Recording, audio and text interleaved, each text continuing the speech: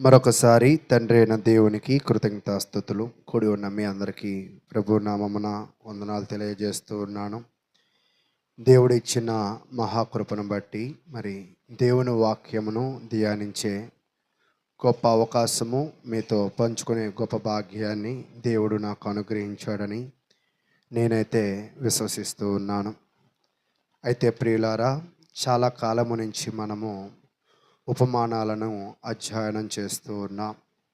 నిజంగా యేసుక్రీస్తు ప్రభువారు అర్థం అవడానికి ఒక్కోసారి పిల్లలకి కూడా భయం కలిగించడానికి మనం ఏం చేస్తామంటే భోజనం పెడుతూ అక్కడ భూతం ఉంది వెళ్ళొద్దు అంటాం.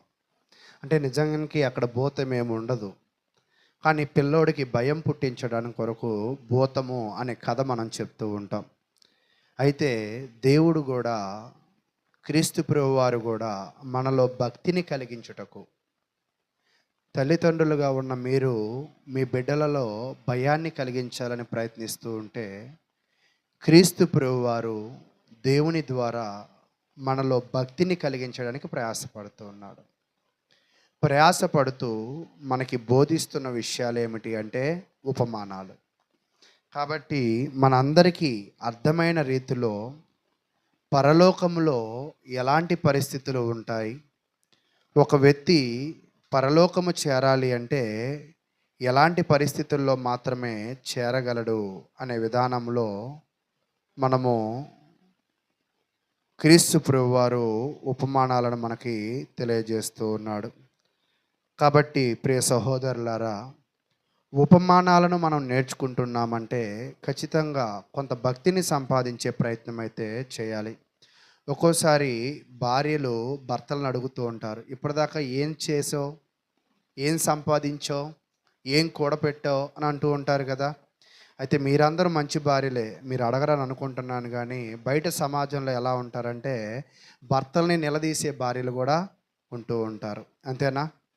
అంటే మనము కష్టపడ్డామంటే దానికి ఏం ఆశిస్తూ ఉంటాం? ఎవరైనా కూడా ప్రతిఫలం ఆశిస్తూ ఉంటాం. అయితే ఈరోజు నిజంగా మనం చాలా వాక్యాలు వింటూ ఉన్నాం కదా, చాలా కూడికలలో కూర్చుంటూ ఉన్నాం కదా. మనం ఏదైనా సంపాదించామా లేదా మనం ఏదైనా సాధించామా అని ఒకవేళ పరిశీలన చేస్తే నీ జీవితంలో దేవుని వాక్యం ఉన్నదా లేదా అని ఒకసారి పరిశీలన చేయండి. అయితే ప్రియులారా, యేసుక్రీస్తు ప్రభువారు కూడా ఉపమానాల ద్వారా భక్తిని సాధించండి, విశ్వాసాన్ని సంపాదించండి, మీలో లోపాలను సరిచేసుకోండి, మీకు కావాల్సిన వాటిని నేర్చుకోండి అని ఆయన తన వాక్యముల ద్వారా నేర్పిస్తూ ఉన్నాడు. నేర్పిస్తూ ఉండగా లూకాసు వార్తలో ఉన్నవారికి ఒక ఉపమాన భాగాన్ని ఆయన వివరించడానికి ప్రయత్నిస్తూ ఉన్నాడు. వాస్తవానికి కొంతమంది మనుషులతో మాట్లాడినప్పుడు అంటూ ఉంటారు, నా బ్యాక్గ్రౌండ్ ఏంటో నీకు తెలుసా అంటారు, నేనేంటో నీకు తెలుసా అని అంటూ ఉంటారు. అంతేనా? నేనేంటో, నా బ్యాక్గ్రౌండ్ ఏంటో ఒకసారి తెలుసుకుని మాట్లాడు అని అంటారు కదా. అలాగే లూకాసు వార్త కూడా దాని బ్యాక్గ్రౌండ్ ఏంటి, అసలు లూకా అనే వ్యక్తి ఎవరు, అసలు లూకా ఎవరు అంటే అతను ఒక వైద్యుడు. ఈ వైద్యుడు ఈ పత్రికను ఎవరికి రాశాడు? ఈ లూకా అనే ఈ వైద్యుడు ఎవరికి రాశాడు? వైద్యుడు ఎవరికి ట్రీట్మెంట్ చేస్తాడు? ఒకవేళ మీ భాషలో రోగికి. అంటే లూకా కూడా ఎవరికి వాక్యం వినిపిస్తూ ఉన్నాడు అనుకుంటున్నారు మీరు? ఆత్మ సంబంధంగా రోగులు. రోగము అంటే ఏమిటి? బలహీనత. అంటే లూకా కూడా వాక్యముని ఎవరికి అందిస్తూ ఉన్నాడు? ఆత్మ సంబంధమైన బలహీనులు. అయితే వీళ్ళు భౌతికంగా బలవంతులు. ఎవరికి రాశాడు ఈ పత్రిక అంటే ఆత్మ సంబంధమైన బలహీనులకే, ఆత్మ సంబంధమైన రోగులకే. కానీ ఎవరు వారు అంటే గ్రీకులు. ఎవరికి రాశాడంట? గ్రీకులు. గ్రీకులు గొప్పవారు, గ్రీకులు తెలివైన వారు. మీరు టెక్నాలజీ ఉపయోగించుకుంటున్నారు కదా, ఈ టెక్నాలజీలో చాలా వస్తువులు వెలికికి తీసింది, చాలా సైంటిస్టులు ఎక్కువగా ఉన్నది ఎక్కడంటే గ్రీకులే ఎక్కువగా ఉంటారు. అయితే వీళ్ళు భౌతికమైన జ్ఞానంలో గొప్పవాళ్ళు, ఆర్థికంగా గొప్పవాళ్ళు, కానీ ఆత్మీయ జ్ఞానంలో, దైవ సంబంధమైన ఆత్మీయ జ్ఞానంలో వీళ్ళు ఎలాంటి వాళ్ళంట? బలహీనులు. ఈ బలహీనులతో లోక దేవుని వాక్యాన్ని పంచుకుంటూ ఉన్నాడు. ఇక్కడ మీరు బాగా గమనించండి. కొంతమంది లోకల్లో అంటాం గంతకు తగ్గ బొంత అని అంటూ ఉంటాం కదా. ఎవరికి తగ్గవాలని దేవుడు వాళ్ళకి నియమిస్తాడు, అంతేనా? దేవుడు లోకాన్ని మాత్రమే ఎందుకు వాడుకున్నాడు గ్రీకుల మీదకి? గ్రీకులు చాలా జ్ఞానవంతులు కదా, గ్రీకులు చాలా తెలివైన పరిశీలన చేయగలిగిన వాళ్ళు కదా. తెలివైన వాళ్ళకి ఎవరు చెప్తే బాగా అర్థమవుతుంది? కొంచెం జ్ఞానము ఉన్నవాళ్ళు, విద్యాభ్యాసము కలిగిన వాళ్ళు చెప్తే ఇంకొంచెం బాగా అర్థమవుతుంది. మీరు చూడండి, ఇక్కడ పేతురును ఉపయోగించుకోవాలి.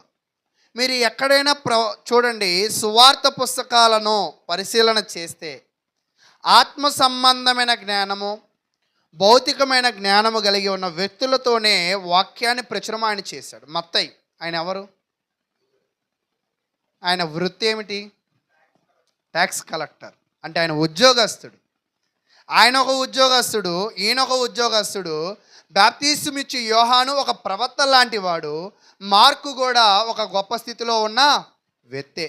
అంటే సువార్తలో యేసు క్రీస్తు గురించి సమాజానికి చెప్పడానికి దేవుడు ఎవరిని ఎన్నుకున్నాడంట? భౌతికంగా చదువుకున్న వ్యక్తులను ఉపయోగించుకున్నాడు. వీళ్ళని ఉపయోగించుకుని అనేకులకు చెప్పాలనుకున్నాడు. మరి పేతురుని ఎందుకు ఉపయోగించుకోవాలా? చదువుకోలేని వాళ్ళు వాక్యం చెప్పకూడదా? అంటే చెప్పచ్చు, కానీ ఇక్కడ ఉన్న తరహా జనులతో వీళ్ళతో మాట్లాడిస్తే ఇంకా బాగా అర్థమవుతుంది అని దేవుడు ఏం చేశాడంటే ఈ యొక్క ప్రయత్నాన్ని వాళ్ళ ద్వారా మనకి తెలియజేశాడు. అయితే ఇక్కడ ఒక ఉపమానాన్ని చూద్దాం. లూకాసు వార్త 16వ అధ్యాయం 18వ అధ్యాయము 1వ వచనం. లూకాసు వార్త 18వ అధ్యాయము 1వ వచనం. వారు విసుకక నిత్యము ప్రార్థన చేయుచుండవలెననుటకు ఆయన వారితో ఈ ఉపమానము చెప్పెను.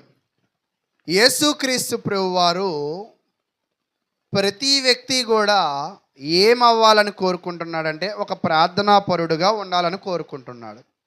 అర్థమైందా మీకు? సరే, ఒక ప్రశ్న అడిగి కొంచెం ముందుకు వెళ్తాను.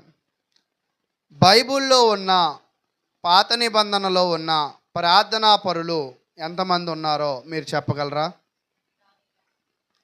దానియేలు, ఇంకా దావీదు, ఇంకా మోషే, ఇంకా యెహోషువ, ఇంకా చెప్పిన వాళ్ళే చెప్తూ ఉన్నారు. చెప్పని వాళ్ళు కూడా ట్రై చేయండి. అబ్రహాము, ఇంకా ఇస్సాకు, ఇంకా యెరెమీయా, ఇంకా సరే, చాలా మంచిది, చాలా సంతోషం. నిన్నే ఒక సేవకుడు అన్నాడు, నువ్వు వచ్చాక సంఘం ఏం అభివృద్ధి పడట్లేదని. కానీ చాలా ఆన్సర్లు చెప్పారు మీరైతే. సరే, క్రొత్త నిబంధనలో గురించి కొద్దాం. క్రొత్త నిబంధనలో ఇప్పటి వరకు ఉన్న క్రైస్తవ జీవితాల్లో ప్రార్థనా పరులు ఎంతమంది ఉన్నారు? అపోస్తులుడైన పౌలు గారు, ఇంకా యేసుక్రీస్తు, స్టెఫను, కొర్నేలి. నీ పేరు గుర్తు రావట్లేదు కదా. నేనేం అడిగా ప్రశ్న? క్రొత్త నిబంధన మొదలుకొని ఇప్పటి వరకు ఉన్న ప్రార్థనా పరులలో పేర్లు చెప్పమన్నా. నేను, నా పక్కన ఉన్న వెంకటలక్ష్మి, నా పక్కన ఉన్న అపర్ణ, నా వెనకున్న శుభగీత, నాతో ఎప్పుడు వస్తున్న సుప్రియ, లేదా అప్పుడప్పుడు లేదా మాధురి, లేదా భార్గవి. ఈ పేర్లు గుర్తు రావట్లేదా మీకు? అసలు మీ కంటికి కనపడిన అబ్రహాం పేరు చెప్పారు, మీ చెవికి కనపడిన స్టెఫను ప్రార్థన చెప్పారు, మీరు ఎన్నడూ చూడని ఇస్సాకు పేరు చెప్పారు. కానీ మీతో పాటు ఉన్న క్రైస్తవుల పేర్లు మీరు చెప్పలా. అంటే క్రైస్తవ జీవితంలో చాలామంది కూడా ప్రార్థనలో ఎలా ఉంటారంటే దానిని టేక్ ఇట్ ఈజీగా, అంటే నిర్లక్ష్యంగా తీసుకుంటూ ఉంటారు. కానీ క్రీస్తు ప్రభువారు ఆయన బోధలో ఒక విషయాన్ని తెలియజేస్తున్నాడు. 1వ దశలోనికి రాసిన పత్రిక 5వ అధ్యాయము 17వ వచనాన్ని మనం పరిశీలన చేద్దాం. 1వ దశలోనికి రాసిన పత్రిక 5వ అధ్యాయము 17వ వచనం. ఎడతెగక ప్రార్థన చేయుడి అని చెప్తూ ఉన్నాడు. ఇక్కడ క్రీస్తు ప్రభువారే కాదు కానీ అపోస్తలుడైన పౌలు గారు కూడా ఆయన ఏం చెప్తున్నాడంటే, కంటిన్యూస్గా తరచుగా మీరేం చేస్తూ ఉండాలంట, ప్రార్థన చేస్తూ ఉండాలి అని తెలియజేస్తూ ఉన్నాడు. యేసుక్రీస్తు ప్రభువారి కాలంలో కూడా బాగా శుక్రవారం వచ్చిన వాళ్ళకి బాగా అర్థమవుతూ ఉంటుంది. ఆయన ప్రార్థన చేసినప్పుడు మార్కు సువార్తలో ఏమన్నాడంటే, పెందల కాడనే లేచి అరణ్యములోకి వెళ్ళి ఆయన ఏం చేస్తున్నాడంట, ప్రార్థన చేస్తూ ఉన్నాడు. ఈరోజు క్రైస్తవులుగా ఉన్న మనం కూడా ప్రార్థన చేస్తాం. ఎలాగా? మంచం మీద ఇలాగ మోకరిస్తాం. జనరల్గా ఇలా మోకరించాలి, ఎక్కువ శాతం ఇలా మోకరించాలని బైబిల్లో ఎక్కడుందండి అని అడగచ్చు, అది తర్వాత చెప్తా. కానీ ఇలా మోకరించాలి. ఇది కాస్త ఇలా వెళ్ళిద్ది, ఇది కాస్త ఇలా వెళ్ళిది, అది కాస్త గొంగళి పురుగు తన యొక్క దశలను ఎలా మార్చుకుంటూ వెళ్ళి ఒక రంగుల చిలుక వలె మారిద్దో, ఒక ప్రార్థనాపరుడు ఉదయమే లేచి ప్రార్థన చేద్దాం, మంచి ఉద్దేశమే. నాకు కూడా పొద్దున్నే 5 గంటలకి ఒక టెలిగ్రామ్ క్లాస్ ఉంటుంది, ఆన్ చేసి ఇలా పక్కన పెట్టి నిద్రపోతా. అనిల్ ప్రార్థన చేయాలంటారు, తిట్టుకుని ఆన్ చేసి ప్రార్థన చేస్తా. నేను చెప్పి ఆయనకి ఫోన్ చేసి, నన్ను ఎప్పుడు అలా పిలవకండి అని. అంటే నేను నిద్రపోతాను కానీ నేను హాజరవుతా. ఎందుకని? కొంతకాలం నేను అలవాటు చేసుకోవాలి అని చెప్తా. అంటే నేను నిజంగా అంటే మా లోపాలు చెప్తున్నారు, మీ లోపాలు చెప్పరని బాధపడతారు, కానీ నా లోపాలు కూడా చెప్తున్నా. నేను కూడా అంటే చాలామంది ప్రార్థన చేయడంలో ఎలా పడిపోతున్నారు, వెనకబడిపోతున్నారు. కానీ యేసుక్రీస్తు ప్రభువారు పెందల కాడనే లేచి ఈ నిద్రమత్తును తప్పించుకోవడానికి నడిచి అరణ్యమునకు వెళ్ళి ఆయన ఏం చేశాడంట, ప్రార్థన చేశాడు. అయితే ప్రార్థన చేసిన తరువాత ఆయన అప్పుడప్పుడు చేస్తున్నాడంటే కాదు, తరచుగా చేస్తూ ఉన్నాడని మీకు లేఖనం చూపించా. ఆయన ఆనందంలో ఉన్నప్పుడు చేసింది చూపించా, పనికి ప్రారంభమైనప్పుడు చేసింది చూపించా, తర్వాత బాధలలో ఉన్నప్పుడు కూడా చూపించా. అంటే ఏ సందర్భమైనా క్రీస్తు ప్రభు దేనిని సంప్రదించాడంట, ప్రార్థన. ఏ ప్రార్థనలో ఏంటి గొప్ప? అయితే ఆశ్చర్యకరమైన ప్రార్థన ఏంటంటే చూడండి, ఆయన ఒక ప్రార్థన చాలా ఆశ్చర్యకరంగా చేస్తూ ఉన్నాడు. మీరు గమనించినట్లయితే, నీ చిత్తమే కానీ మా చిత్తమో కాదు అంటాడు. మత్తయి సువార్త 26వ అధ్యాయము 36వ వచనం నుంచి మనం పరిశీలన చేద్దాం. మత్తయి సువార్త 26వ అధ్యాయము 36వ వచనం. అంతటా యేసు వారితో కూడా గెత్సెమనే అనబడిన చోటికి వచ్చి, నేను అక్కడికి వెళ్ళి ప్రార్థన చేసి వచ్చు వరకు మీరు ఇక్కడ కూర్చుండడని శిష్యులతో చెప్పి. మీరు గమనించినప్పుడు యేసుక్రీస్తు ప్రార్థన చేసినప్పుడు చాలా ఏకాంతంగా ప్రార్థన చేస్తూ ఉన్నాడు. ఏకాంత ప్రార్థనలో ఏమైనా గొప్ప ఉందా? నిజంగా మనం కొన్ని సీక్రెట్స్ కొంతమందికే చెప్తాం, అందరికీ చెప్పం. ఒక్కోసారి కొన్ని డబ్బులు దాసేది కూడా అందరికీ చెప్పం, కొంతమందికే మనం చెప్తూ ఉంటాం. కాబట్టి ప్రియులారా, యేసుక్రీస్తు కూడా దేవునితో మాట్లాడడానికి ఆయన ఏకాంతంగా ప్రయత్నిస్తూ ఉన్నాడు.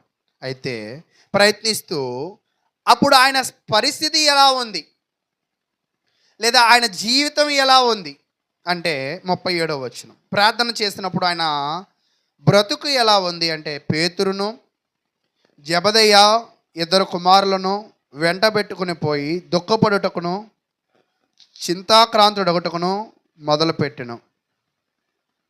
ఎవరు బాధపడుతున్నారు? మీకు అర్థమైందా? యేసుక్రీస్తుకు కూడా ఏడుపు వచ్చిద్దా అంటే, కొంతమంది అంటారు ఏడ్చే మగవాడిని నమ్మకూడదు అంటారు. ఇక్కడ యేసుక్రీస్తు కూడా ఏడుస్తూ ఉన్నాడు. అంటే ఇప్పుడు యేసుక్రీస్తుని కూడా నమ్మకూడదా? మానవ మాత్రమైన మనకి నిజంగా ఒక్కోసారి నొప్పి కలిగితే ఏడుపు వస్తుంది, అది సహజం. అది మాటల బట్టి కావచ్చు, అది చేతల బట్టి కావచ్చు, కొంతమంది చూపులతో కూడా ఏడిపిస్తూ ఉంటారు. మీకు తెలుసా? అది కోడళ్ళకి బాగా తెలుస్తూ ఉంటుంది, అత్తలు చూస్తూ ఉంటారు కదా. అలాగే ఇక్కడ కూడా యేసుక్రీస్తు ప్రభు గారు బాధపడుతున్నారు. బాధపడుతూ 38వ వచనం చెప్తూ ఉన్నారు. అప్పుడు యేసు మరణమగునంతగా నా ప్రాణము బహుగా దుఃఖముతో మునిగి ఉన్నది.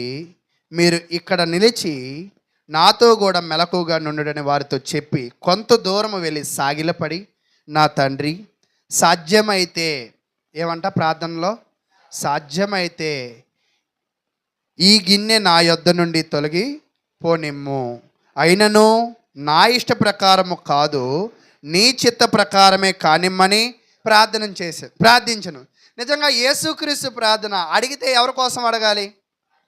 తన కోసం అడగాలి. లేకపోతే వాళ్ళమ్మ మరి కోసం అడగాలి. అయ్యా నేను చచ్చిపోయాక మేరీ మాత గుడి కట్టించాలి నువ్వు ఖచ్చితంగా అని దేవుడికి చెప్పాలి. అలా కాదా?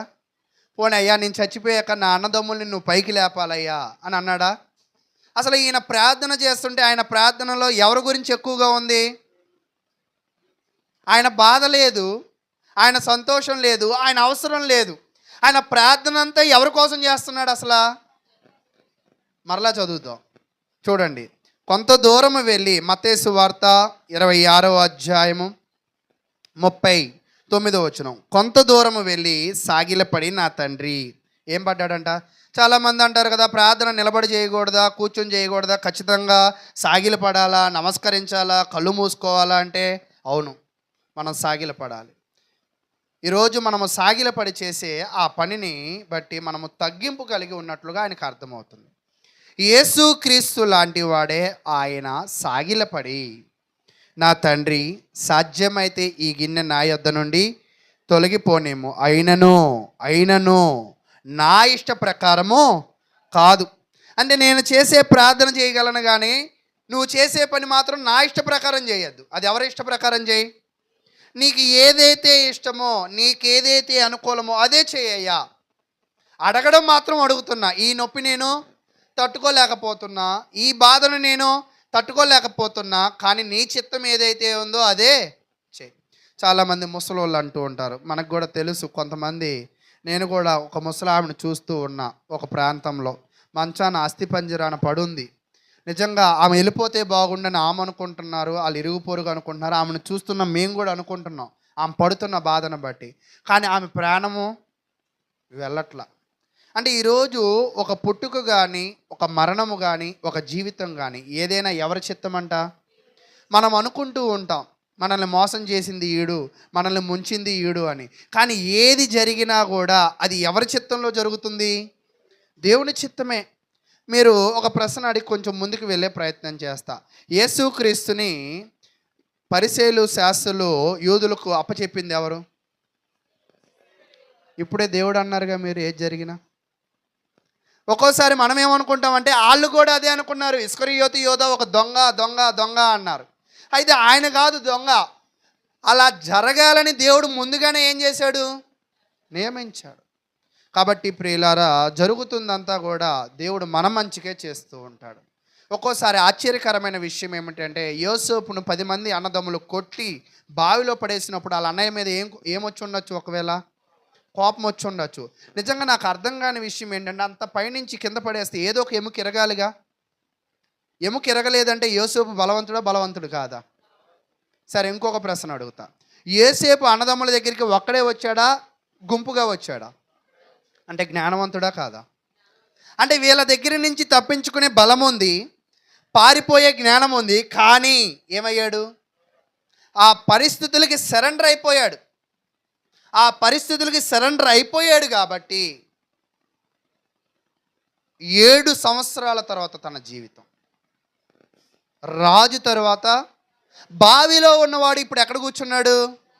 ఏంటి దీని అంతటికి కారణము అంటే, పరిస్థితులకు లోబడడం, దేవుని యందు భయభక్తిలో ఉండడం.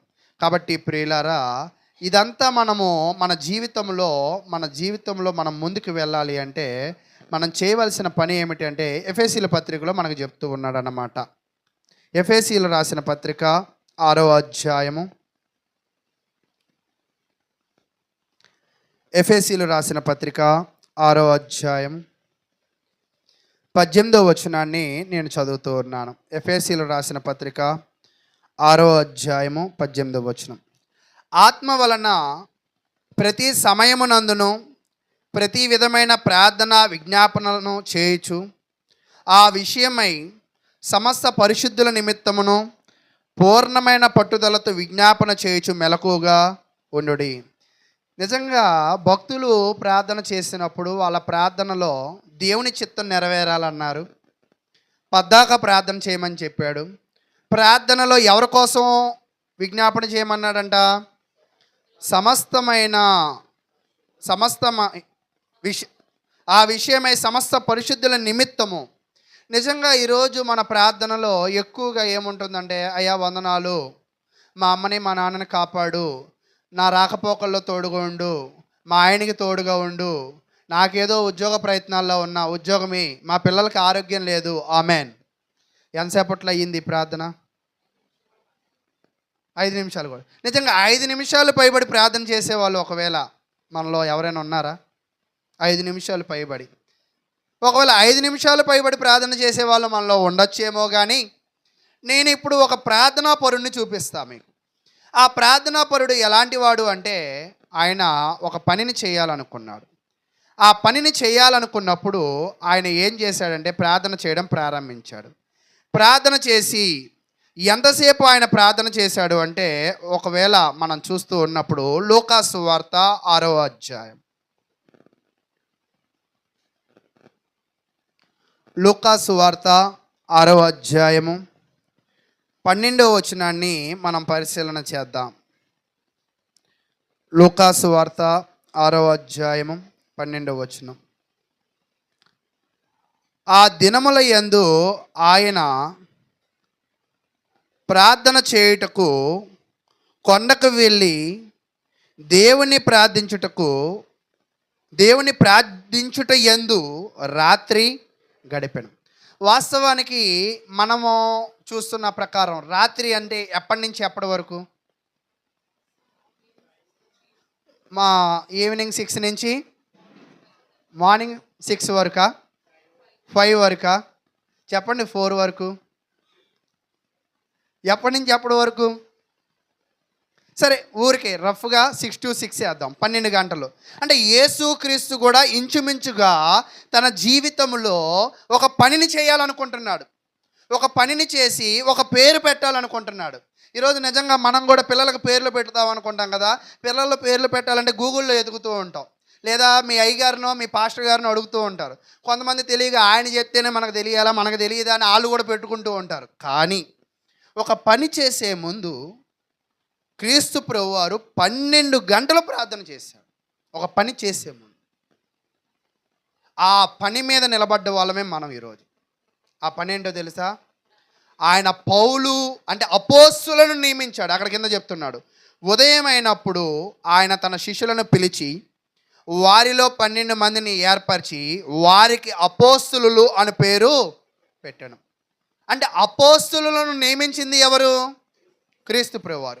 వారిని నియమించడానికి, వారికి ఆ పేరు ఉచ్చరించడానికి, ఆ పనిని చేపట్టడానికి ఆయన ఎంతకాలం ప్రార్థన చేశాడంట? 12 గంటలు ప్రార్థన చేశాడు. ఆ 12 గంటల ప్రతిఫలం ఈరోజు నువ్వు నేను అపోస్తుల బోధ యందును, సహవాసము యందును, రొట్టె విరుచుట యందును, ప్రతి విషయముల యందును మనం ఎలా ఉన్నామంట? ఎడతెగక ఉన్నాం.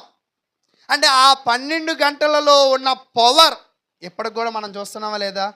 అంటే ఈరోజు మన అందరం అపోస్తుల బోధలో ఉన్నాం కదా. అంటే ఆ అపోస్తులను నియమించిన క్రీస్తు ఎంతో డెడికేషన్తో ఆ ప్రార్థన చేసి ఉంటారు. ఆ మాట మీకు అర్థమవుతుందా?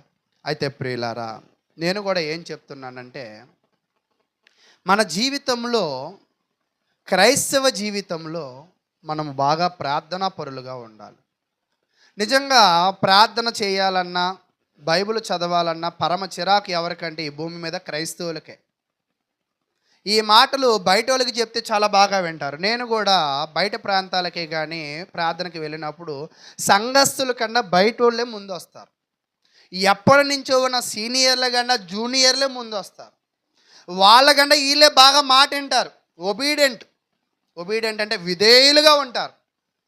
అయితే ఈరోజు మనము కూడా మన జీవితంలో ప్రార్థన చేయడంలో విఫలమైపోతున్నామేమో ఒకసారి పరిశీలన చేయండి.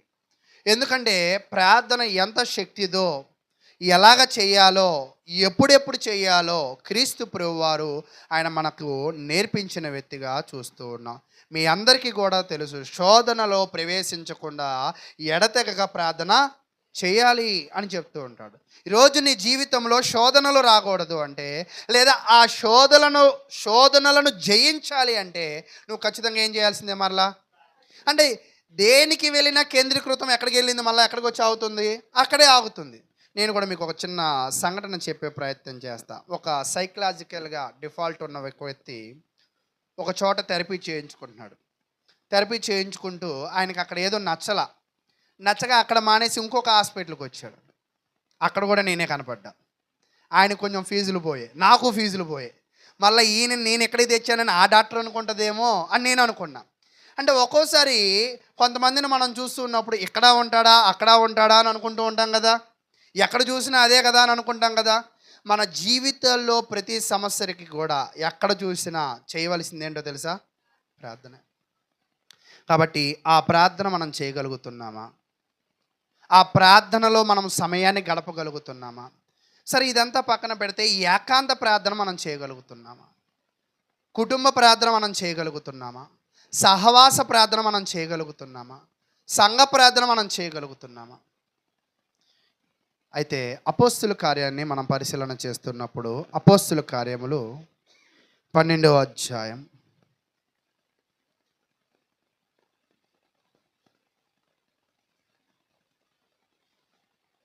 5వ వచనం. అపోస్తుల కార్యములు 12వ అధ్యాయం 5వ వచనం. పేతురు చెరసాలలో ఉంచబడెను. సంఘం అయితే, అంటే ఇప్పుడు పేతురు ఆయనకి ఏమై ఉంటారు? ఆ సంఘానికి సేవకుడు ఇప్పుడు ఎక్కడున్నాడంట? అదే కొన్ని సంఘాలు వీడికి అలాగే జరగాలే.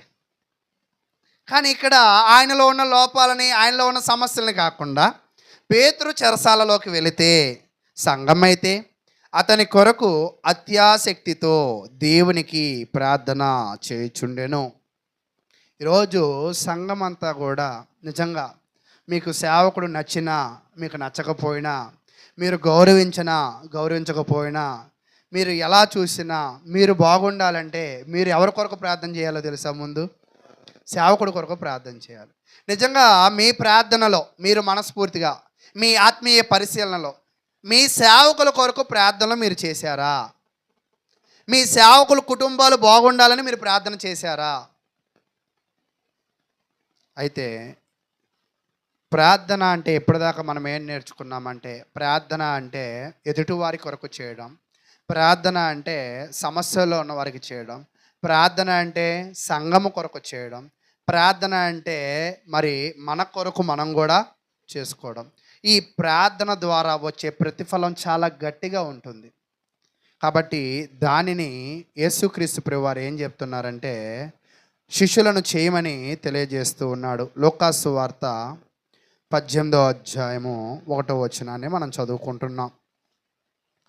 లూకాసు వార్త 18వ అధ్యాయం 1వ వచనం. వారు విసుగక నిత్యము ప్రార్థన చేయుచుండవలెననుటకు ఆయన వారితో ఈ ఉపమానము చెప్పెను. కాబట్టి క్రైస్తవులుగా ఉన్న మన అందరము కూడా యేసుక్రీస్తు శిష్యుడు నీవైతే ఖచ్చితంగా నువ్వేం చేయాలంటే బాగా ప్రార్థన చేసుకోవాలి. అయితే ప్రార్థన చేసేటప్పుడు నీకు విసుగు వచ్చిద్ది, కానీ నువ్వు విసుక్కోకూడదు. ఏంటి విసుగొచ్చేది? ప్రార్థన చేసేటప్పుడు ఏంటి నీకు వచ్చే విసుగు? నిద్ర, ఇంకా డిస్టర్బెన్స్, ఇంకా వాళ్ళు చూడండి మీరు ప్రార్థన చేస్తుంటా అవునయ్యా అవునయ్యా అవునయ్యా అంటున్నారు. అలా చేయకూడదుగా, మీరు చెప్పచ్చుగా అని అంటారు.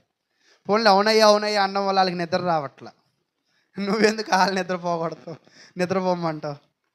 విసుగు అంటే ఇక్కడ దేని గురించి చెప్తున్నాడంటే, నువ్వు అడుగుతుంది నీకు రాకపోవచ్చు, నువ్వు అడుగుతుంది ఏమవ్వకపోవచ్చు, నీకు రాకపోవచ్చు. నాకు కూడా మాకు తెలిసిన ఒక ఆమె 2011 కథ, ఇప్పుడు కథ కాదు ఇది. పద్దాక చిన్న ఒకటిపల్లి అంటారు, అది పెద్ద ఒకటిపల్లి వెళ్తూ ఉండేవాళ్ళు. ఎందుకు వెళ్తున్నారంటే 7 వారాలు వెళ్ళి ప్రార్థన చేస్తే అక్కడ మనకి ఏదైనా అయిపోయిద్ది అన్నారు. సరేలే నేను కూడా వెళ్ళి ఎమ్మెల్యే అవ్వాలని కోరుకుంటానన్నా. అయితానా? అవునా? అదేంటి అయిద్ది అంటున్నారు వాళ్ళు.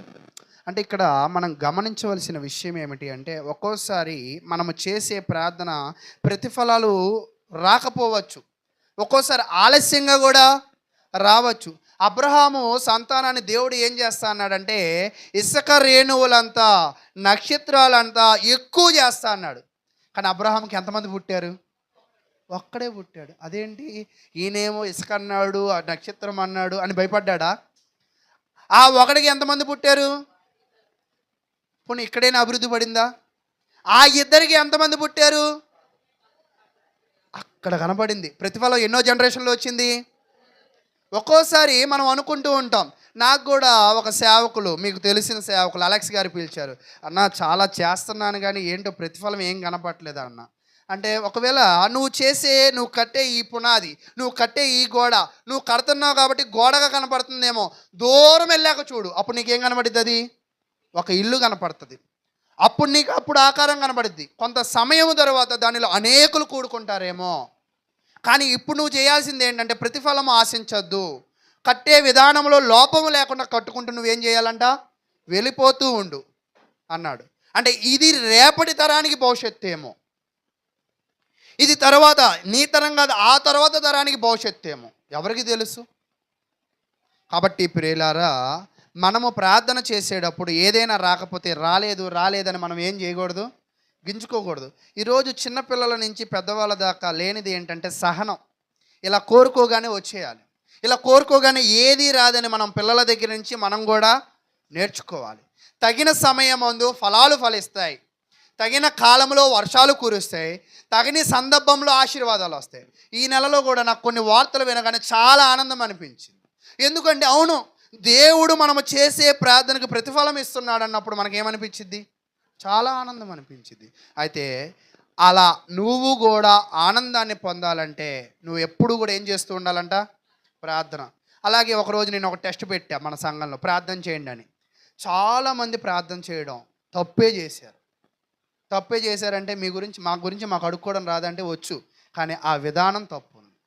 నేను కూడా మా అబ్బాయికి నేను నేర్పించింది ఏంటంటే ఫస్ట్ నా నెంబర్ నేర్పించాడికి. ఎక్కడైనా తప్పిపోతే నా నెంబర్ చెప్పాలి నువ్వు అని. అన్న నాకు తెలిసిన అన్న అన్నాడు. 8333030394 కదా అన్నాడు. Okay right. ఒకవేళ పొరపాటున లాస్ట్ నెంబర్ తప్పు చెప్తే నాకు ఫోన్ కలిసిద్దా? అదేంటి 9 గుర్తుపెట్టుకున్నాడుగా, పాపం చిన్నపిల్లోడు, జాలి పడరా మీరు? 10వ నెంబర్ తప్పు కొడితే ఫోన్ కలపరా మీరు? మీకు కలపాలని ఉండిద్ది, ఫోన్కి కలవాలని ఉంటుంది, కానీ తప్పు ఎంటర్ అయిందిగా. అలాగే ప్రార్థన కూడా ఏమిటి అంటే, ప్రార్థన చేయి, ఉచ్చారణ తప్పున్నా, పరిచయము తప్పున్నా, ప్రార్థనలో లోపమున్నా ఆ ప్రార్థన దేవుని దగ్గరికి వెళ్ళదు. కాబట్టి ఈరోజు ప్రార్థన చేయడం కాదు, ఈరోజు చాలామంది నిజంగా చేతులు ఎత్తి ప్రార్థన చేస్తూ ఉంటారు. ఒక్కోసారి చేతులు తల మీద పెట్టుకుని ప్రార్థన చేస్తూ ఉంటారు. నిజంగా ఎవరు చేతులు ఎత్తాలి, ఎవరు చేతులు తల మీద పెట్టుకోవాలో తెలుసా? అక్కడ చెప్తూ ఉంటాడు, పరిశుద్ధులంట, పవిత్రులంట. అంటే నేను పవిత్రుడు అని నేను నమ్మితే నా చేతులు ఎత్తి ప్రార్థన చేయాలి. నేను నమ్మలేకపోతున్నా, అందుకే నేను నా చేతులు జోడించి ప్రార్థన చేస్తున్నా. ఎందుకంటే నాలో కూడా ఏముంటాయి? లోపాలు ఉంటాయి. నిన్ను నువ్వు పవిత్రుడిగా ఎప్పుడు ఎంచుకోకూడదు. నిన్ను పవిత్రుడిగా ఎవరు ఎంచాలి? దేవుడే ఎంచాలి. కాబట్టి ప్రియులారా, ప్రతి క్రైస్తవుడు ప్రార్థన చేయాలని చెప్తూ అర్థం అవడం కొరకు ఒక ఉపమానం చెప్పాడు.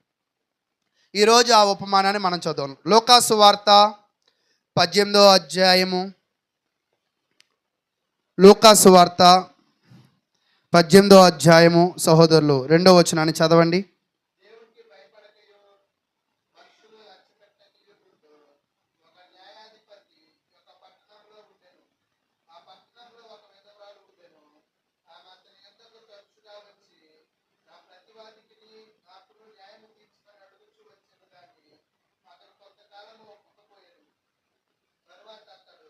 చాలు, మీకు కొంచెం బొమ్మల పూర్వకంగా మీకు బాగా అర్థం అవడం కొరకు ఇక్కడ ఒక న్యాయాధిపతి ఉన్నాడు. వాస్తవానికి పూర్వకాలంలో ఈ లాయర్ సిస్టము, ఈ పోలీస్ సిస్టాలు లేవు.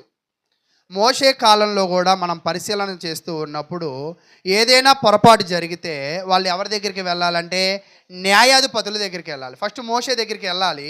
మోషే ఏం చేశాడంటే 20 లక్షల మంది నా దగ్గరికి రావాలంటే కుదరదుగా, రోజు ఏదో గొడవ ఉంటుంది కదా. కాబట్టి 10 మంది మీద, 50 మంది మీద, 100 మంది మీద ఒక న్యాయాధిపతిని ఆయన ఏం చేసుకుంటూ వచ్చాడంటే నియమించుకుంటూ వచ్చాడు. నియమించినప్పుడు వీళ్ళకి ఏదైనా సమస్య వస్తే ఏం చేయాలంట? ఆ న్యాయాధిపతి దగ్గరికి వెళ్ళాలి. న్యాయాధిపతి దగ్గరికి వెళ్ళి జరిగింది చెప్పాలి ముందు. న్యాయాధిపతులు అందరూ న్యాయం కలిగిన వాళ్ళు ఉంటారా? ఒక్కోసారి కుటుంబంలో ఏదైనా సమస్య వస్తే ఎవరి దగ్గరికి వెళ్తాం? నిజంగా మనకే తెలియదు నిజమేంటంటే కుటుంబ పెద్ద దగ్గరికి వెళ్తాం. కుటుంబంలో ఎవరు పెద్ద అంటే ఆ? కుటుంబంలో ఒకవేళ ఎవరు పెద్ద అంటే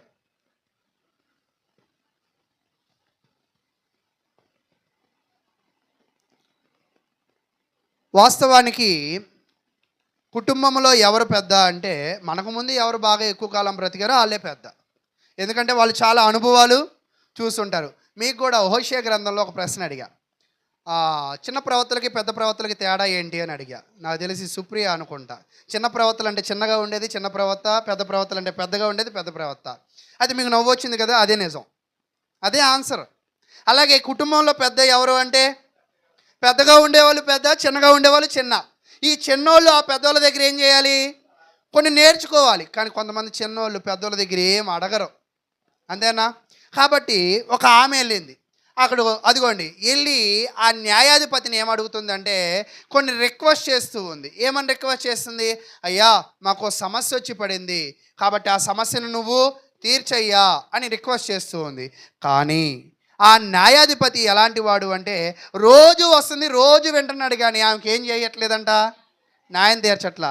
ఈ ఈ బొమ్మకి ఈ బొమ్మకి ఏమైనా తేడా మీరు చెప్పండి కొంచెం. డ్రెస్ చేంజా? భలే గుర్తుపట్టారే. నిజమే, డ్రెస్ చేంజ్ గురించే నేను కూడా అడిగింది. అంటే రోజులు మారాయని అర్థం. తర్వాత ఇక్కడ అడిగిన విధానానికి ఇక్కడ అడిగిన విధానానికి ఏమైనా తేడా కనపడుతుందా? కొంచెం కనపడుతుంది, ఓకేనా? అయితే ప్రియులారా, ఇప్పుడు ఇంకేమైనా కనపడుతుందా? ఇప్పుడు ఇప్పుడు నిజంగా రెస్పాన్స్ కాదు. మీరు ఒక్కసారి మళ్ళీ నేను 3 బొమ్మల్ని మళ్ళీ వివరంగా చూపిస్తా. చూడండి, నన్ను చూడట్లా, టీవీ చూడట్లా, వచ్చిపోయే వాళ్ళని చూస్తున్నారు మీరు అందరూ. బొమ్మలు చూడండి మళ్ళా. ఒక బొమ్మ చూసారా? ఇది ఎన్నో బొమ్మ? రెండో బొమ్మేగా. Okay, very good. ఇది రెండోది కదా, రెండోది. మారలేదా? ఓకే, రెండోది. ఓకే, తర్వాత ఇది. ఆగండి, కొంచెం స్లో అయింది. ఇది మన సంఘంలాగా ఇది స్లో అయింది. మన సంఘంలో ఇంతకుముందు వారం కార్యక్రమాలు ఉండేవి, ఇప్పుడు ఒక్కరు కూడా లేదు. అలాగా ఈ ఫోన్ కూడా కొంచెం స్లో అయింది. దీనికి అర్థమైంది మన ఆలోచన. ఇప్పుడు ఈ 3 బొమ్మల్లో ఉన్న తేడా చెప్పండి. ఫస్ట్ ఈమె ఆయనకి రిక్వెస్ట్ పెట్టింది ఒక రకంగా, అయితే వినలా. ఇంకొంచెం రిక్వెస్ట్ పెట్టింది, అయినా కూడా వినలా. ఈ బొమ్మకు వచ్చేపాటికి ఏం జరిగిందో మీరు ఏం చెప్పగలరా? ఆగండి ఆగండి ఆగండి. ఈ బొమ్మకు ఏమవుతుంది? ఈ బొమ్మలో ఒకవేళ పొరపాటున మీరు ఎందుకు చర్చికి వచ్చారు ఆలస్యంగా పోండి అని నేనే అంటే మీరేం చేస్తారు? నువ్వు అంతా పక్కన ఆయన ఉన్నాడు, ఆయన దగ్గరికి వెళ్తాం, లేదా ఈ దిక్కున ఈయన ఉన్నాడు, ఈయన దగ్గరికి వెళ్తాం అంటారు. కానీ ఇక్కడున్న ఆమెకు కావాల్సిన న్యాయం కోసం ఎవరి దగ్గరికి వెళుతుందో ఆమె దగ్గరికే పదే పదే వెళుతుంది. కానీ ఆయన ఎలాంటి వాడంట? అదే చదువుతాం చూడండి లేఖన భాగంలో. లూకాసు వార్త 18వ అధ్యాయము 2వ వచనం. దేవునికి భయపడకయు మనుషులను లక్ష్య పెట్టకయు నుండు ఒక న్యాయాధిపతి ఒక పట్టణంలో నుండెను. ఇక్కడ మీరు గమనించినట్లయితే దేవుడు లేడు అనే వాళ్ళు ఎలాంటి వాళ్ళు? బుద్ధి కలిగిన వాళ్ళ, జ్ఞానం లేని వాళ్ళ? బుద్ధి లేని, జ్ఞానం లేనోళ్ళు, అంతేనా? మరి బుద్ధి జ్ఞానం లేనోడి దగ్గరికి ఎవరు వెళ్తున్నారు? ఈమె వెళ్తుంది. అంటే ఈమె కూడా ఏం లేదు, ఆయనకి బుద్ధి జ్ఞానం లేదు. ఎందుకని? ఆయన దేవుడికి ఏమవ్వట్లేదంట, భయపడట్లా. మనుషులను ఏం చేయడంట, లక్ష్య పెట్టడు. అంటే కొంతమంది అంటారు, నేను అంటే లెక్కే లేదండి పాస్టర్ గారికి, మా ఇంటికి ప్రార్థన ఎప్పుడు రాడండి అంటూ ఉంటారు. అయితే మీరు అంటారు, కానీ బయట సంఘాల్లో చాలా సమస్యలు ఏంటో తెలుసా? బయట సంఘాల్లో ఎక్కువ సమస్యలు ఏంటో తెలుసా? ఈ పాస్టర్ గారు అందరు ఇళ్ళకి వెళ్తున్నాడు కానీ మా ఇంటికి రాడండి, అందుకే నేను ఈయనతో మాట్లాడిన అంటున్నారు. నిజంగా ఇదే సమస్యలు ఎక్కువ. అంటే సంఘస్థులతో సేవకుడు బాగుండట్లేదనే సమస్య. అయితే మనకు కొంచెం వింతైన సమస్య, దాని గురించి మనం తర్వాత మాట్లాడదాం. అయితే ఇక్కడ ఉన్న న్యాయాధిపతి లక్షణం ఎలాంటిదంట? అన్యాయస్తుడు, దేవుని అంటే లెక్కలేదు, మనుషులంటే కూడా ఆయనకి లెక్కలేదు అని అయితే ఇక్కడ మనం చదువుతూ ఉన్నాం. అయితే ప్రియులారా, ఆయన గురించి కింద చెప్తూ ఉన్నాడు. 3వ వచనం చదవండి.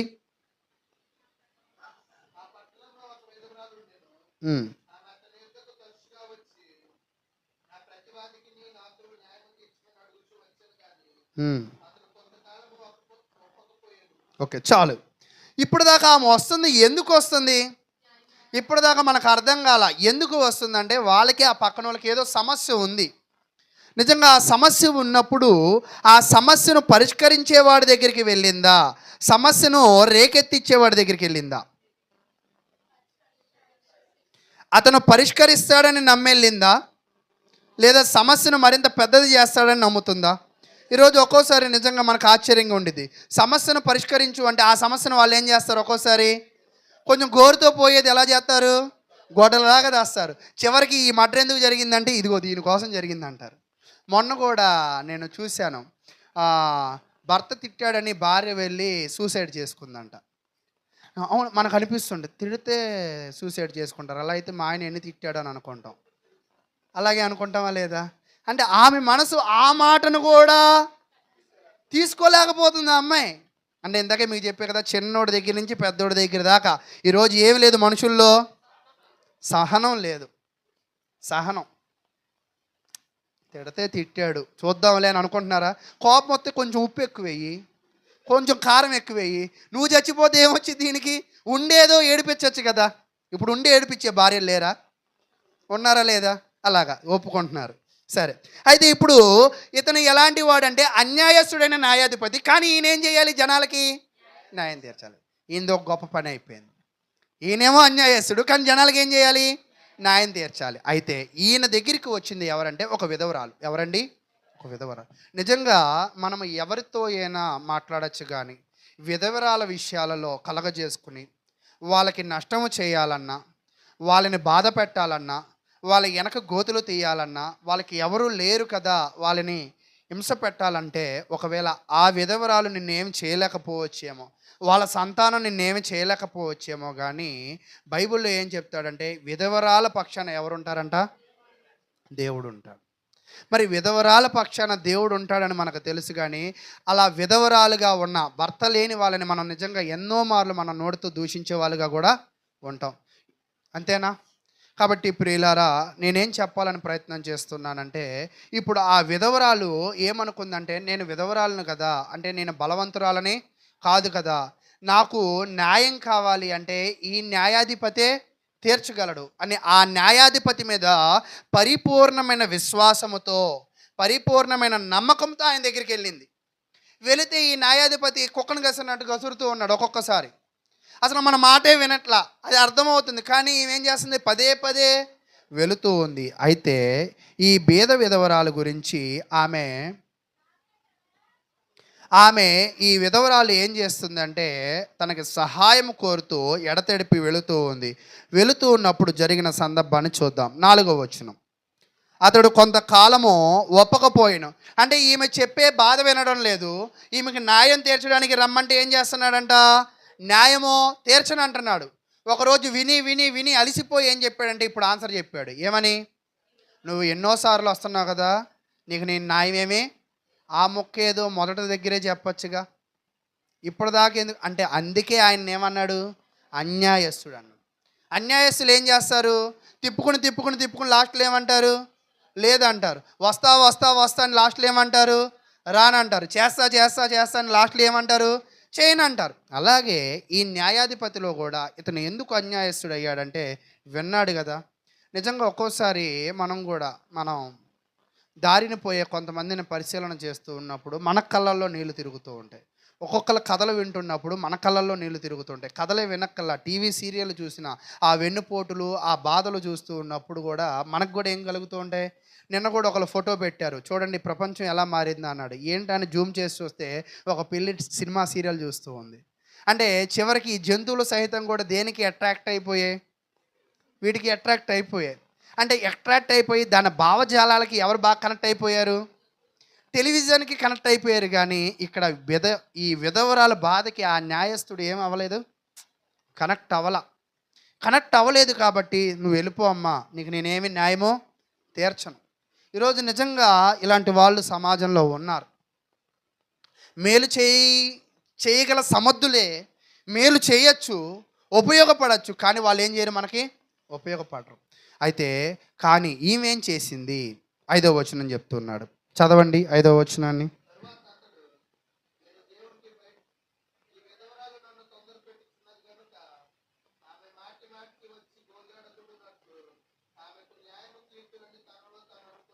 చాలు. ఈ విధవరాలు నన్ను తొందరపెట్టుచున్నది గనుక ఆమె మాటి మాటికి వచ్చి గోజాడుకున్నట్లు ఆమెకు న్యాయము తీర్తునని తనలో తాను అనుకోండి. అంటే ఇందాకేమో ద్వేషించాడు, చీపో అన్నాడు, నాకు చెప్పొద్దు అన్నాడు, రావద్దు అన్నాడు. రావద్దన్నా కూడా ఏమైంది? కొన్ని కుక్క పిల్లలు మా ఇంటి ముందు కూడా కుక్కల్ని ఎంత తరిమినా మా ఇంటికి వచ్చి పడుకుంటాయి. మా ఇంటికాడ కొన్ని చేస్తూ ఉంటాయి. దాన్ని తిట్టుకుని ఈమె కూడా ఏదో ఆ కుక్కలతో కూడా మా ఇంట్లో వాళ్ళు మాట్లాడుతూ ఉంటారు. పో పా అంటారు. దీని భాష వాళ్ళకి అలా అర్థమైద్దా? కానీ అలవాటు అయిపోయింది. అలాగే ఇక్కడ న్యాయాధిపతికి ఈ విధవరాలకి అలవాటు అయిపోయింది. ఆయన చీపు అనడం, ఈమె తుడుచుకుని పోవడం, నువ్వే మాకు దిక్కు అనడం. నువ్వే మా దిక్కు అంటే ఒక సమయానికి అన్యాయస్తుడు ఏమైపోయాడంట? న్యాయంగా ఆలోచించడం మొదలుపెట్టాడు. న్యాయంగా ఆలోచించి ఏమంటున్నాడంటే, ఈమె ఇంత గోజాడుకుంటుంది కదా, కాబట్టి ఈయన కోసం, ఎవరి కోసం? ఈమె కోసం నేను ఈమెకి అనుకూలంగా న్యాయం తీరుతున్నా అనట్లేదు. ఈమె జీవితముకి ఏది న్యాయమో ఏది అన్యాయమో వాటిని నేను రెండింటిని ఏం చేస్తా? వేరు చేస్తా. అంటే ఈమె అన్యాయంలో ఉంది అని నా దగ్గరికి వస్తుంది కదా, న్యాయం కావాలని వస్తుంది కదా, కాబట్టి ఈమెకి ఖచ్చితంగా నేను ఏం ఇస్తా? న్యాయం ఇస్తా. అయితే అని అనుకున్నాడు. తనలో తాను అనుకుని 6వ వచనం చదవండి. 6వ వచనం.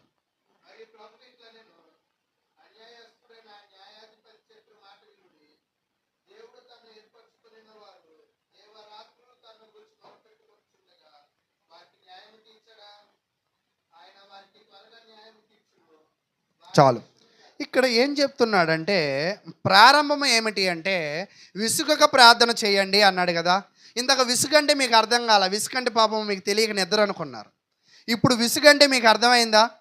మనం అడుగుతూ ఉంటాము, అవతల వాళ్ళు ఏం చేయరు, ఎవరు?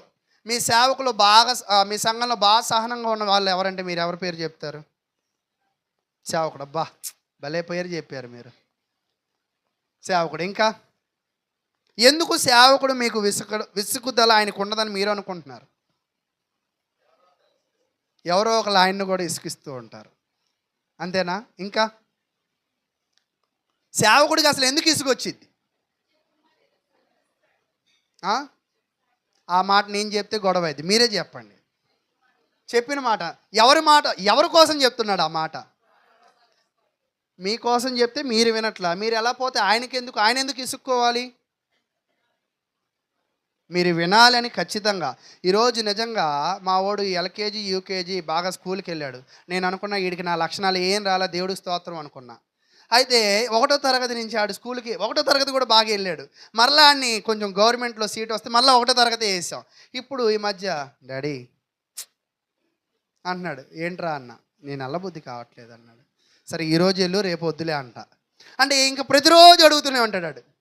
మొన్న సరేలే ఈరోజు ఆగిపో అంటే. ఈరోజు ఇక్కడ నేనేం చెప్తున్నాను అంటే, నా ఆలోచన ఏమిటి అంటే, ఒక తండ్రి తన బిడ్డకి విద్య ఎంత ముఖ్యమో, విద్యకి వెళ్ళాలని ఎంత ప్రయాసపడుతున్నాడో, ఒక సేవకుడు సంఘానికి ఏది ముఖ్యం అనుకుంటాడో తెలుసా? ఆత్మ సంబంధమైన జ్ఞానం ముఖ్యం అనుకుంటాడు. మా ప్రయాస ఏమిటి అంటే, ఈరోజు బయట కొంతమంది సేవకులను పిలిపించి చెప్తాం కదా, అంటే వాళ్ళు తీసేది ఈ బైబిల్లో మాటలే, వాళ్ళు చెప్పేది ఈ బైబిల్లో మాటలే, కానీ మీరు ఇచ్చే ఆ కానుక మేము పొందకుండా వాళ్ళకి ఎందుకు ఇవ్వమని చెప్తామో తెలుసా? అంటే మాకన్నా కొంచెం ఎక్కువగా చెప్తే మీకేమైనా ఒకసారి మారిస్తే మీకేమైనా అర్థమైద్దేమో అని. ఒక్కోసారి కొంతమంది అంటారు, మీరే చెప్పొచ్చుగా బ్రదరు, నాతో లావణ్య అంటూ ఉండేది. ఎవరు వద్దు బ్రదర్, మీరు చెప్పండి, మాకు ఎవ్వరు వద్దు, మా ఇంటికి మీరే రండి అంటది. కాదమ్మా, నేను చెప్తుంటే మీకు రోజువారీ రోజువారీ చీర నేను అప్పుడప్పుడు పట్టు చీర కట్టాలి కదా, కాబట్టి అప్పుడప్పుడు అలాంటి వాళ్ళు తీసుకొస్తూ ఉంటాం. ఎప్పుడు పట్టు చీర కావాలంటే అది అవదు. మరలా ఈ రోజువారే పట్టే ఫ్యాన్సీయే. నిజమేనా కాదా? నిజమే. ఎప్పుడు పట్టు కావాలన్నా కుదరదు, ఎప్పుడు ఫ్యాన్సీ కావాలన్నా కుదరదు, ఎప్పుడు సాదా చీర కావాలన్నా కుదరదు. కాబట్టి మా ప్రయత్నం ఏంటంటే, మీ ఆనందంలో మేము పాలు పంచుకుంటాం, మీ బాధలో మేము పాలు పంచుకుంటాం, మీ జీవితంలో మేము పాలు పంచుకుని మీకు ఏమి నేర్పించాలనుకుంటామంటే ఆత్మ సంబంధమైన జ్ఞానం. ఈ జ్ఞానం ఏం చేసిద్ది అంటే మీ జీవితాలకు నడిపించింది. హోషేయ గ్రంథం చెప్తూ ఉంటాడు, జ్ఞానము లేకయే నా జనులు నశించుచున్నారు లేదా పాడైపోచున్నారు. ఈరోజు మీరు ఎందుకు మీకు జ్ఞానం నేర్పించాలనుకుంటున్నానంటే, ఒక తండ్రి ఒక విద్యార్థి స్కూల్కి వెళ్తే జ్ఞానం వచ్చిద్దని అనుకున్నట్లుగా సంఘానికి తండ్రి ఎవరంటే, అదేంటండి మీరు చిన్నోడేగా అంటే, వయసు చిన్నదే పదవి పెద్దది. కాబట్టి ప్రియులారా, నాకు కూడా సేవకి రాకముందు తెల్ల జుట్టు తక్కువ, సేవకు వచ్చే కదా జుట్టు తెలుపు వచ్చింది, గడ్డం కూడా తెలుపు వచ్చింది. అంటే ఎలాగో వీళ్ళు ఇతన్ని గౌరవించట్లేదని దేవుడు తెల్లంటుకులు తెల్లగడ్డం ఇస్తున్నాడేమో అనుకున్నా. అయినా దేవుడికి స్తోత్రం అన్న, గోద్రేజ్ ప్యాకెట్లు ఏం వాడినాం. కాబట్టి ప్రియులారా, నేనేం చెప్తున్నానంటే, ఒక తండ్రి తన బిడ్డ గురించి ఆలోచించినట్లుగా సేవకుడు ఎవరి గురించి ఆలోచించాలి? ఒక్కోసారి ఆ బిడ్డ అనుకోవచ్చు, వీడు దిక్కుమాలినోడు, దుర్మార్గుడు, నాకేంటి పద్దాకి వెళ్ళనన్నా స్కూల్కి వెళ్ళమంటున్నాడని అనుకోవచ్చు. అలాగే మీరు కూడా తిట్టుకోవచ్చు, ఎప్పుడు చెప్పిందే చెప్తాడు, పద్దాక ఆలస్యంగా అంటాడు, ఇక్కడ కూర్చుంటే అక్కడ కూర్చో అంటాడు, ఫ్యాన్లు పెట్టడు, ఏదో అనిపించవచ్చు మీకు. మీరు తిట్టుకోవచ్చు, గొనుక్కోవచ్చు, సనుక్కోవచ్చు. మీరు ఎన్ని చేసినా తండ్రి తన బిడ్డను మళ్ళీ ఏం చేర్చుకోవాలా? హక్కుని చేర్చుకోవాలి. అలా హక్కుని చేర్చుకునే బాధ్యత ఎవరికి ఇచ్చాడు దేవుడు? సేవకుడికి ఇచ్చాడు. కాబట్టి సేవకుడికి విసుగుదల ఎక్కువ వచ్చింది, కానీ అతను ఏమవ్వకూడదు? విసుగు. కానీ మీకు ఒక చిన్న విషయంలో విసుగుదల ఇచ్చామంటే తదుపరి మీరేం చేస్తారు చెప్పండి? ఇంకా చిన్నపిల్లలు అంటారు కటీఫ్, మా ఇంటికి నువ్వు రావక్కర్లా, చెప్పరు కూడా అది మళ్ళా కటీఫ్. వందనాలు కూడా చెప్పండి. నీకు ఏ వందనాలకి ఏమైంది? నీకు నాకు గొడవ, నువ్వు నేను చూసుకుందాం, కావాల్సి వస్తే అన్నం పెట్టడం మానే, షుగర్ ఎక్కువ కాబట్టి ఇచ్చే దాంట్లో ఎక్కువ షుగర్ వేసి ఇవ్వు, ఇలాంటివి ఏదో చెయ్యి. అలా ఏమి చేయకుండా నీతో పచ్చే అది ఇది అంటే ఎలాగా? అప్పుడు విశ్వాసంలో ఎవరు బలహీనలు అవుతారు? పిల్లలు కూడా చూడండి, కోపం వస్తే ఇంక నేను అన్నం తిన్నాం అంటాడు. తినకపోతే ఎవరికి నష్టం? కానీ ఆ కోపం ఎవరి మీద చూపిస్తాడు? కోపం తండ్రి మీద చూపించేది నష్టం వాడికి. మీకు అంటే సంఘానికి కూడా అర్థం కావాల్సిన విషయం ఏంటంటే, మీరు విసగకూడదు. నేను కూడా మొన్న ఒక సహోదరుడికి చెప్పా, బ్రదర్ అక్కడ వాక్యం ఏం చెప్పట్లా, మీ దగ్గరికి వస్తానని. ఏం చెప్పట్లేదంటే, ఏదో చెప్పడానికి ప్రారంభం అవుతుంది, ఆగండి అన్న. విసుక్కోకండి, కొంత ఓపిక పట్టండి అని చెప్పా.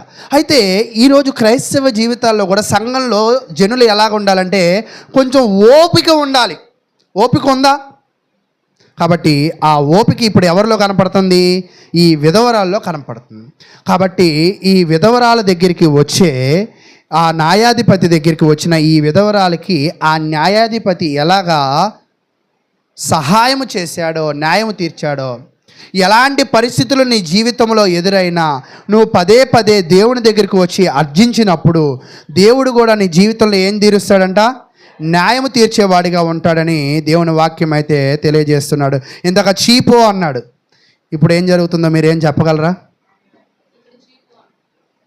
ఇక్కడ కూడా చీపో బొమ్మ మారలేదు, ఆగండి. ఇప్పుడు ఏం చేస్తున్నాడు? ఎంత శ్రద్ధగా వింటున్నాడు చూసారా? ఎప్పుడైనా మీరు ఇలా వాక్యం విన్నారా నాది? వినలేదా? ఇప్పుడు చూడండి ఆయన ఎంత శ్రద్ధగా వింటున్నాడు. అంటే ఇంతకు ముందున్న మనసు అతనిలో అదేంటి, అన్యాయస్తుడు ఎలా న్యాయంగా మారిపోయాడు మీరు చెప్పగలరా? నేను కూడా మొన్న ఒక సహోదరి చెప్తున్నారు, మీరు చెప్పేటప్పుడు స్లోగా చెప్తారండి, వెళ్ళే కొద్దీ ఎక్స్ప్రెస్ అవుతుంది, కొంచెం వెళ్ళేపాటికి సూపర్ ఫాస్ట్ అయిద్ది అన్నారు. ఆ సూపర్ ఫాస్ట్గా చెప్పకపోతే ఈయన దగ్గరికి రారు రేపు. మీరు ఇంతసేపు చెప్తారా వాక్యం, మాకు పనులు లేవా అని మళ్ళీ అంటారు. మీ పనులను ఎందుకు పాడు చేయడం అని నేనేం చేస్తానంటే స్లోగా చెప్తా, కొంచెం స్పీడ్ తీసుకెళ్తా. కానీ ఇతను చూడండి ఎంత సమయాన్ని ఇప్పుడు కేటాయిస్తున్నాడు. సమయము కేటాయించిన వాడు ఇప్పుడు ఏం చేస్తున్నాడంట? దేనిని బట్టి. ఇందాక చీపో అన్నాడు, ఇప్పుడు వింటున్నాడు దేనిని బట్టి? ఆమెకున్న సహనం. ఈరోజు నిజంగా మనం కూడా ఎలా ఉండాలంటే సహనంగా ఉండాలి. సహనం దేనిలో అయినా. మొన్న కూడా మీకు ఒక మాట చెప్పాం, నీ మాటను బట్టే దేవుడు నీకు తీర్పు తీరుస్తాడు. అది మంచిదైతే మంచి ప్రతిఫలాలు వస్తాయి, అది చెడ్డదైతే చెడ్డ ప్రతిఫలాలు వస్తాయి. ఒక్కోసారి మనం కూడా మన జీవితంలో ఈ మాట అనకపోతే బాగుండు కదా అని ఆలోచిస్తూ ఉంటాం.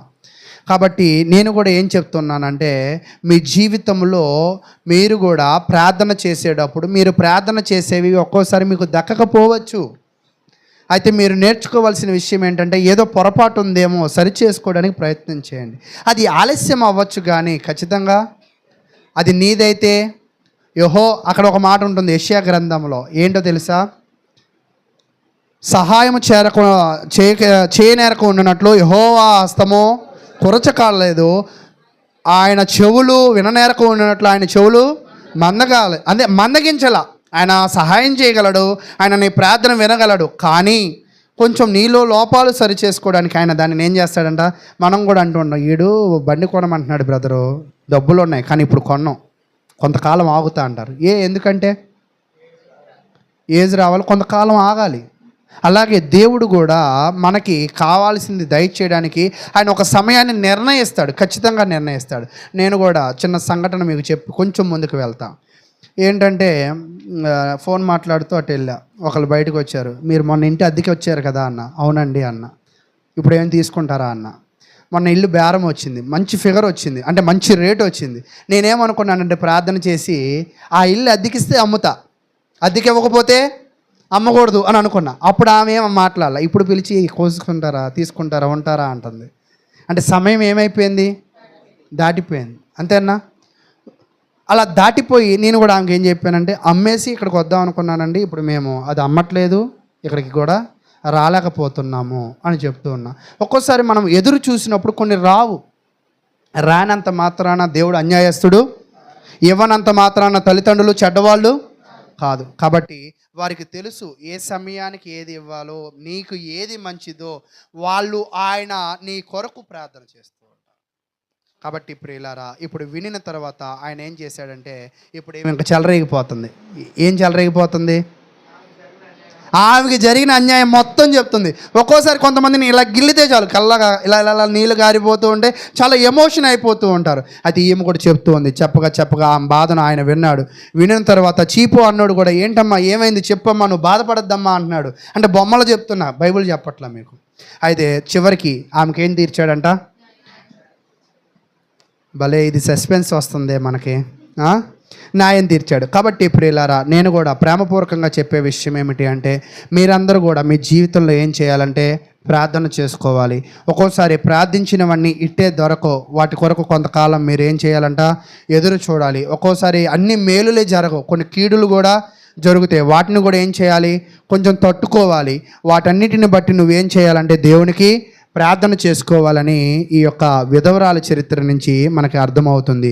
అయితే ప్రియులారా, మనము దేవునికి ఎలాగ ఉన్నామో అనే విషయాన్ని ఇక్కడ తెలియజేస్తూ ఉన్నాడు. కాబట్టి నేను తెలియజేసే విషయం ఏమిటంటే, దేవుడి విషయంలో కూడా మీరు విసుగక ప్రార్థన చేసినప్పుడు అన్యాయస్తుడైన న్యాయాధిపతి నీకు న్యాయము తీర్చినట్లుగా నీ జీవితంలో నిజంగా ఈ సమాజంలో కొన్ని అన్యాయాలకు గురవుతావు. కొంతమంది భర్తలు కూడా సమాజంలో గొప్పలుగా ఉంటారు, కానీ ఆయన ఎంత మూర్ఖుడో, ఎంత కఠినమైన వ్యక్తి ఎవరికి బాగా తెలుసు?